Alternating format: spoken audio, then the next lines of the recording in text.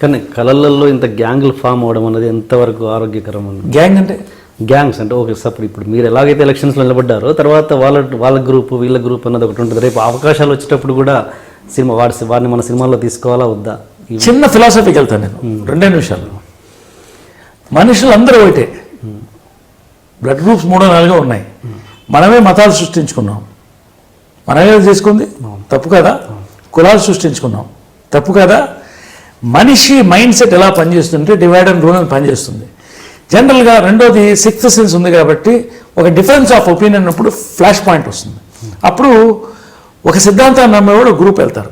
అదే మాలో కూడా జరిగింది. నేనేమంటానంటే ఇంతకుముందు కూడా కొన్ని తప్పులు జరిగినాయి. ఇంతకుముందు టర్మ్లో కూడా, మాకంటే ముందు టర్మ్లో కూడా తప్పులు జరిగినాయి. కొన్ని మేము ఆలోచించాం, వాళ్ళు కొన్ని ఆలోచించారు. ఇద్దరం కలిసి ఈ రోజున ప్రతి చనిపోయే ఆర్టిస్ట్ దురదృష్టం చనిపోతే ప్రతి ఆర్టిస్ట్ 2 లక్షల రూపాయలు పెన్షన్ పెడుతున్నాం. కూడా మేము కలిసి చేస్తున్నాం. అది సర్వే చేసాం. ఇవాళ లైఫ్ ఇన్సూరెన్స్ పాలసీ రెడ్లో ఉన్న వాళ్ళందరూ కూడా ఫ్రీగా ఇవ్వాలని నిర్ణయించాం. ఇవాళ ఇంతకుముందు టర్మ్లో జరిగినప్పుడు మా ప్యానెల్ నుంచే చేశారు.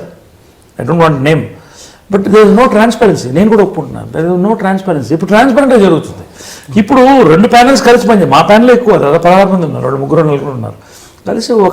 కలిసి పనిచేయడం అనేది ముఖ్యం. ఈ రోజున ఒక యుద్ధం ముగిసింది, ఈరోజు దేశాల మధ్య యుద్ధం జరుగుతుంది, మనం ఎంత.